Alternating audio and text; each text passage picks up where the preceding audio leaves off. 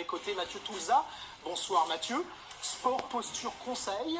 Et Morgan Charrière, que vous connaissez, que vous avez déjà vu dans MMA Center, combattant du Cage Warrior. Mathieu, comment j'évolue dans le sport pour nous dans la cage en fonction de ma morphologie, de mes préférences motrices ou de mes aptitudes motrices? Est-ce que tu vas essayer de nous apporter ce soir? C'est exactement ça, c'est en fait essayer de comprendre comment les interactions entre la forme d'un corps et la manière de bouger que le cerveau a arrivent à dealer pour produire le mouvement et la performance. Et on a des vraies oppositions de style ce soir Exactement. entre Kamaru Usman et Leon Edwards, donc c'est très bien. Mathieu, il y a deux monstres ce soir. En cas de victoire de Ousmane, il pourrait monter en 84 kilos. Et puis derrière, dans la salle d'attente, il y a du monde. Hein. On a des images notamment de Rakhmonov, Chimaev, annoncé par Dana White plutôt chez les poids moyens en 84 kilos, Bo Nika. C'est une catégorie qui, il y a 10 ans, était un peu la catégorie reine, des moins de 77 kilos. Et le fait que Ousmane ait eu cette hégémonie pendant longtemps, elle s'est presque affaiblie. Oui, effectivement, c'est vrai que Ousmane a été extrêmement et très dominant durant ces dernières années, au point qu'on se posait même plus la question de savoir s'il allait gagner, c'était plutôt quand et à quel round. Et ça a été une véritable surprise, et je ne suis même pas sûr peut-être que l'UFC est dans l'idée de faire que Edwards puisse éclore comme ça. Et ça a véritablement bousculé les croyances et les pensées qui étaient les leurs par rapport à la domination d'Ousmane, et ça a relancé la caté clairement. La façon dont se déroule le combat pour Shevchenko, face à Grasso, c'est un peu une erreur aussi de Valentina Shevchenko-Boulette, par exemple, quand on repense à ça dans le rétro il y a 15 jours, Mathieu. Effectivement, alors, de mon point de vue, nous, on essaie toujours de comprendre un petit peu, avant l'exécution d'un coup, quel est le contexte, quel est le moment dans lequel elle porte ce coup. Et de mon point de vue, il y a clairement un moment, une absence. Pour X raisons, je ne sais pas, énergétique, une douleur, un problème, un défaut de concentration. Mais elle n'est pas dans la distance, et c'est ce qui va enclencher après la projection et notamment l'immobilisation au sol. Merci messieurs, on va voir justement parce qu'il en a parlé Antoine, lors de la première reprise, il a subi le premier takedown de sa carrière. Mathieu, on va aller le voir parce qu'il y a le takedown que Leon Edwards passe, mais il y a la manière dont il est amené au sol. Et on voit, et on l'a déjà dit depuis plusieurs années, s'il est meilleur en striking, Morgan Kamaru Usman, c'est peut-être aussi parce qu'il a plus de mal en lutte, parce qu'il est affaibli sur ses jambes, ses membres inférieurs. J'ai l'impression que le genou part en torsion, mamma mia, Mathieu. Exactement, quand il est emmené au sol, clairement il y a un crochetage extérieur qui est fait sur la jambe gauche, que là on va bien voir au ralenti. On voit que le genou, il produit un mouvement, ce qu'on appelle nous la triade malheureuse, c'est-à-dire c'est une triple flexion, avec une rotation externe du tibia par rapport la jambe, le pied est resté ancré. Exactement. Hein, ça part au foot, quand on voit ça régulièrement, il n'est pas rare de voir les croisés ou les latéraux qui sautent. Alors après, on sait déjà qu'en ce qui concerne Kamaru Usman, il y a déjà probablement des lésions qui sont déjà présentes bien avant le combat. Mais pour moi, c'est une des zones cibles sur lesquelles pourrait s'attarder éventuellement Leon Edwards si ça a été repéré, parce que c'est pour moi clairement un de ses points fragiles. Nico va nous montrer le chaos, parce que là aussi, on vous parlait de préférences motrices en amont de cette soirée. Ce high kick, ouais, c'est la signature de l'efficience, de la zone de confort dans laquelle Leon Edwards s'exprime le mieux. Exactement, je rejoins un petit peu ce que disait Taylor Lapillus à l'instant, c'est-à-dire que c'est un coup qui a été préparé tout au long du combat, hein, ça ne sort pas du chapeau comme par hasard pour lui, c'est vraiment quelque chose qui est préparé, et surtout c'est quelque chose qui se marie très bien entre sa forme de corps et la manière qu'il a de bouger. En fait, une préférence, c'est un système d'efficience qui est mis en place par le cerveau pour être équilibré avant tout, avant d'aller frapper, et dans ce coup, pour moi, tout est mis en place pour qu'il puisse exprimer la quintessence de son potentiel. Et donc ce high kick, c'est véritablement pour moi tout sauf une surprise. Ce high kick, il a été préparé au corps fit, et regardez, il nous le dit, on est en immersion dans la salle, dans le gym de Leon Rocky Edwards. Mathieu, les Fight Week, on les voit beaucoup sollicités, et tu me le disais en off tout à l'heure, toi qui regardes le physique, on le voyait aussi un petit peu emprunté, fatigué, par rapport à ce genou notamment. Oui, clairement, pour moi, c'est quelque chose, je suis un petit peu étonné parce que par rapport aux anciens combats, on en a très peu parlé en fait. On voit véritablement une vraie puissance qui vient du haut pour Kamaru Usman. Du haut du corps. Du haut du corps, ne serait-ce que par le volume qu'il dégage par rapport à ses adversaires, c'est clairement une force. Et pourtant, dans sa manière de bouger, dans ce qu'on nous on appelle la motricité, tout est amorcé par le bas. Sauf que comme ses genoux étaient profondément empruntés, pour moi c'est vraiment une zone cible. On en parle très peu, mais en toute humilité, si je devais apporter une petite pièce, si je veux dire, sur une zone cible pour lui, ce serait les genoux, clairement. Parce qu'on voit que le genou droit est déjà clairement instable, et je ne suis pas certain qu'il pourra résister longtemps à ce rythme-là. À différence de morphologie entre des jambes assez fluettes, ouais, et effectivement une hauteur de corps plus massive. Cette notion de 1600 mètres d'altitude, Mathieu, on le sait, davantage de globules rouges, plus grosse capacité à s'oxygéner. Est-ce que ça joue vraiment dans le combat? Alors, aujourd'hui, on sait que l'altitude est bénéfique pour certains, elle l'est beaucoup moins pour d'autres. Les études prouvent que notamment, certaines personnes réagissent très bien à l'altitude, avec des améliorations de la perche qui peuvent aller jusqu'à 10 ou 15%, ça a été fait beaucoup sur les athlètes. En revanche, il y a des athlètes qui réussissent, à qui ça réussit très mal.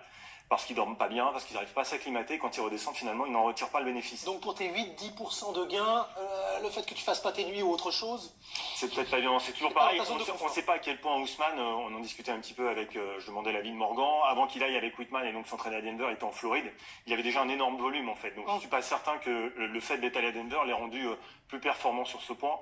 Donc il faudrait savoir, peut-être en off, quelles sont les études. Une fois que tu t'es brouillé avec Colby, gros sabot, on va quand même, Mathieu, avec toi, donner quelques clés du combat, une autre lecture, une autre façon de voir ce combat chez vous, parce qu'on a des profils très, très différents, très identifiés. À la naissance, quand on est, les premiers pas d'un bébé, c'est ou vraiment vers l'arrière. Je grossis le trait, mais on m'a toujours dit tu te la racontes quand tu marches, parce que je suis très, moi, terrien, c'est-à-dire les fessiers, l'arrière, et d'autres bébés, on a l'impression que c'est une course en avant qui vont tomber. On est donc ou vraiment en arrière, ou vraiment en avant. On aura ça ce soir. On va le voir avec Kamaru Usman notamment, et avec Leon Edwards, regardez ça. On a un profil terrien contre un profil aérien. Le terrien, tu me corriges hein, si je me trompe, mais est très stable, avec les masses plutôt vers l'arrière, a besoin de flexion dans sa garde, va être plus bas sur une garde fléchie. On a quelqu'un de plus droit, c'est pour ça que je parlais un petit peu de Cyril Gane, qui est dans ce profil-là, plus stable sur les orteils, corps plus droit, plus allongé, et finalement presque une certaine raideur par moment, quoique ça n'est pas le cas de Cyril Gane. Voilà pour ces premières données, on va les voir en images, mais terrien, aérien, on peut être classé, Morgan, toi ou moi, dans ces deux familles-là. Voilà, terrien, en fait, c'est une manière de rendre les choses beaucoup plus simples. C'est une sorte de continuum, comme la main gauche et la main droite. Et puis, il y a des gens qui sont ambidextres, qui sont un peu au milieu. Quand on regarde, en fait, les déplacements, quand on parle de terrien aérien, c'est la manière qu'on a d'utiliser, en fait, les chaînes musculaires. C'est des muscles qui travaillent ensemble. Avant de frapper, le MMA, c'est avant tout un système de suivi. Là, je le vois, il met le talon en premier. Tout à fait. Boum, boum, c'est lourd. Il pose exactement son talon en premier lieu. Voilà, il vient s'ancrer au sol, ce qui lui permet de fléchir et donc de positionner ses masses. Une fois qu'il est stable, c'est là qu'il peut performer, qu'il peut taper. À l'inverse, plus d'ancrage pour plus de puissance. Exactement. Et pour moi, c'est nuancé par rapport au fait qu'il a mal au genou. Du coup, en ce moment, il a tendance à mettre un peu moins de flexion, à se pencher un peu plus vers l'avant parce que c'est permis. Allons voir comment évolue Leon Edwards, qui est à l'opposé dans ce registre.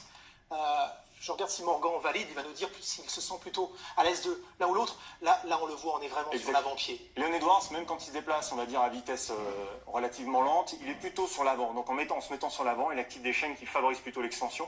Donc cette impression de raideur que tu illustrais très bien, c'est exactement lié à ça. C'est ce qui donne l'impression aussi. Parce que pour bouger, quand je suis sur la pointe, j'ai besoin de raideur pour rebondir. Pas de meilleur ou de moins bon. Hein. Non. On regarde un marathon, sur les 20 premiers, il y a 20 foulées différentes. On n'est pas en train de dire ça, mais tout à fait. Des zones de confort. Est-ce que toi, tu t'identifies plutôt Je dirais que j'ai plus un profil aérien, du coup je suis plus sur l'avant, sur la pointe des pieds en combat en général. Mais il y a des moments où si j'ai besoin de me durcir et tout, je pourrais passer sur un profil terrain, sans forcément m'en rendre compte, où je vais chercher vraiment à m'asseoir sur mes frappes. Mais je trouve que je bouge mieux en profil aérien sur la pointe des pieds quand j'ai besoin de faire des esquives, d'avancer, de vraiment passer sous les coups et d'être très mobile.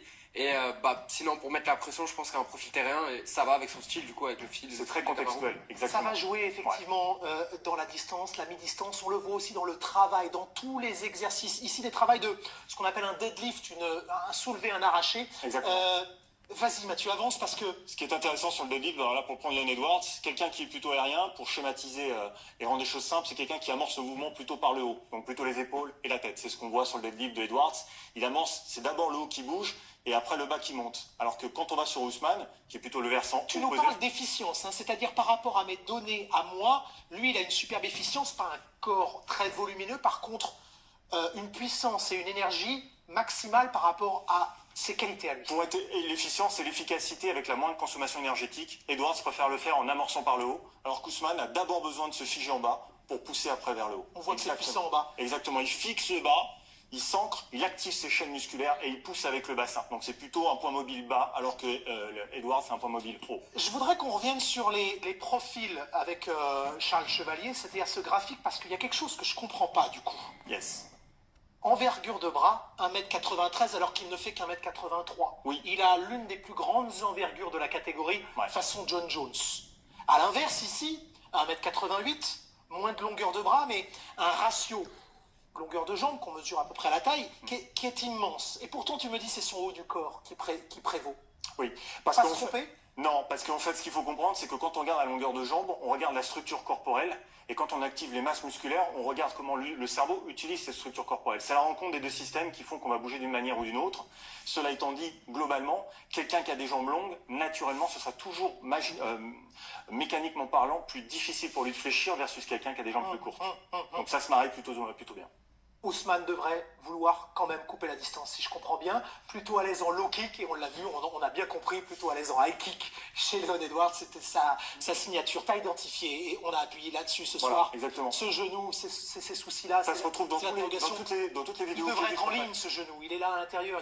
Disons que voilà, c'est surtout qu'on voit que c'est quelque chose qu'on retrouve régulièrement. Tout est marqué dans toutes les vidéos qu'on observe. Il fait tout pour préserver cette jambe droite. Même quand il descend, quand il monte de la cage, il le fait avec la jambe gauche.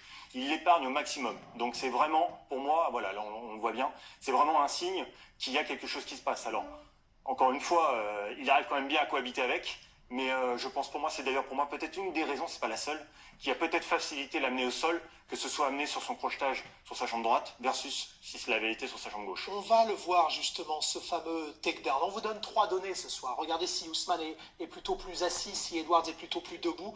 Et ce fameux crochetage après ce takedown où on voit cette jambe qui est, comment on pourrait dire, en hyperextension. Enfin, elle est triplement fléchie avec de la rotation externe. C'est quelque chose qui est très préjudiciable pour les ligaments croisés, le ligament latéral interne qui se situe à peu près juste à l'angle, un petit peu juste ici. Et donc ça, c'est quelque chose qui est très traumatisant. Et on voit même le pied. On avait essayé de représenter un petit peu la triple angulation. Clairement, c'est quelque chose qu'on retrouve au ski quand le ski se bloque et que le genou part. C'est typiquement ce mouvement-là qu'on trouve. On va regarder les forces et faiblesses de ces deux combattants, comme on le fait d'habitude avec Antoine Simon. Merci beaucoup, Mathieu. Avec Antoine Simon et Taylor Lapillus.